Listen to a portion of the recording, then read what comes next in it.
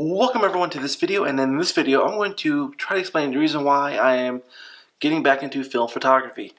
There's a lot of reasons why you would want to start in film photography. I think every beginning photographer, if you have a young person who wants to get into photography, or if you're just starting out, I think you should definitely pick up a film camera that takes 35mm, or any type of film camera, and start playing with it because it'll teach you some great lessons with it. And I'm going to try to explain the reasons why I decided to do this and why I think you should too. So here we go. First one is actually it's semi-cheap to start off in film photography.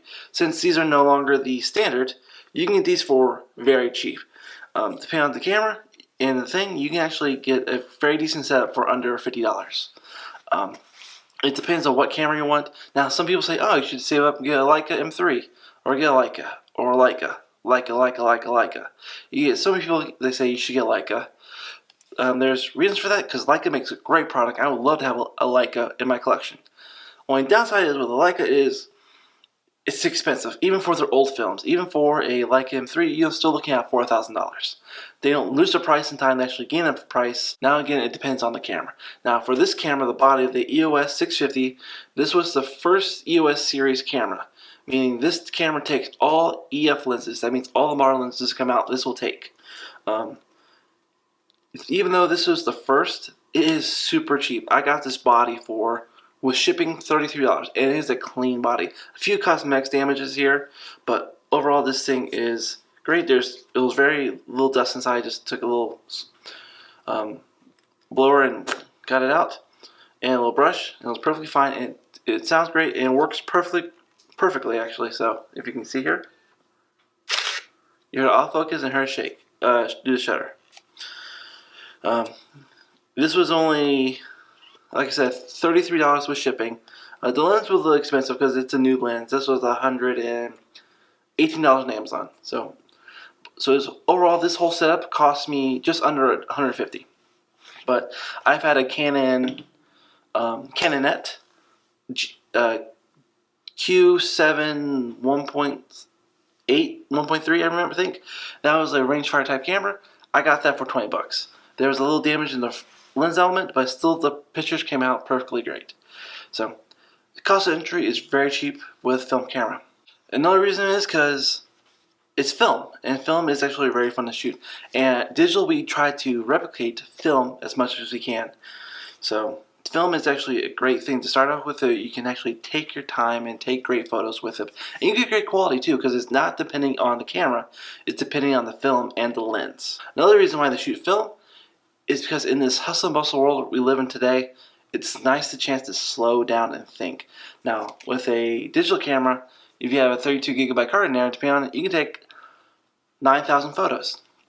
With this, I'm limited to, with the roll I have, depending on it, about 36 exposures per roll.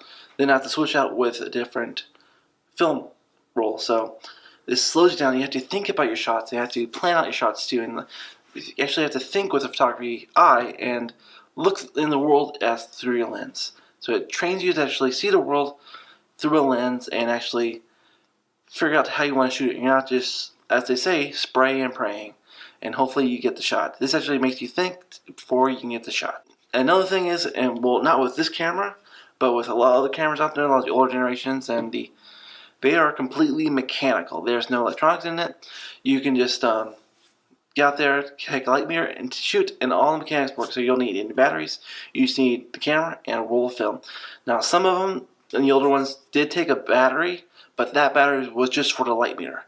So if you didn't even need a light meter, you can still take the photo. Unlike some of these cameras, even this one, you still need a battery to shoot, because this is definitely not a manual camera. Another reason is because sometimes it's nice to be different. You're not out there taking photos with a digital camera, you're actually taking it with a film. And depending on the camera, it can be a great way to actually talk to people. If you are a people person and you want to take people's portraits, it's an easy way. Hey, do you mind if I take your photo? Like, oh, that's a cool camera. And you talk about, oh, blah blah blah, and then you can go into, hey, may I take your photo? So it's an easier way to actually get into, depending on the camera sometimes, to strike up a conversation and actually talk to the person and having them agree with you to take their photo. Now, some of the downsides with film photography, well, the first one is it takes film. You need these things to actually take the photo, and these are limited. You can either have a 12 exposure, 24 exposure, or a 36 exposure or more. After that, you're done. If you don't have any film, you can't take any more photos. Another thing is, it is difficult to find a place now to actually process the film. I'm having trouble right now to actually process the roll film because there's no one that does it locally. You have to send it out and to wait a week to get it back. So ways around it is to start your processing, which I'm thinking about doing. So that's just stuff I have to study about. And another thing is, it's harder now to actually find film. You have to get them to actual camera shop or go online to actually order these, and it's hard to find these in store. Another thing is, it's actually harder now to find good film cameras that are in working order. If you do find them, they might be damaged. Then you have to get them fixed, which costs them even more. But I'd say this is definitely a good time to actually start with film photography, because it's still kind of the balance of it's still going to digital with consumers, but it's still you still film stuff left. So it's a nice in-between of everything. We're not fully digital yet. There's still a lot of film remnants left, and people are still collecting. So who knows, in the years to come, this actually might be a collectible camera. So this is just some of the reasons why I started to redo film photography. The main reason was it was cheaper for me to get this body and save up for a digital camera, and this still allows me to go out there and shoot, which I think Joe Manalik said this perfectly. If you're a photographer at heart, you're screwed, because that's the only thing you'll be able to do. I love taking photos. I love going out there. I love looking through the lens here, and I love editing photos, and I love, if I print them out, I love the feel of photos. So I'm a photographer at heart. I love taking photos, and this is what I want to do, either as a hobby or, if I'm lucky enough, as a job. So I hope you guys enjoyed this video of why I decided to go to film and to shoot film photography right now.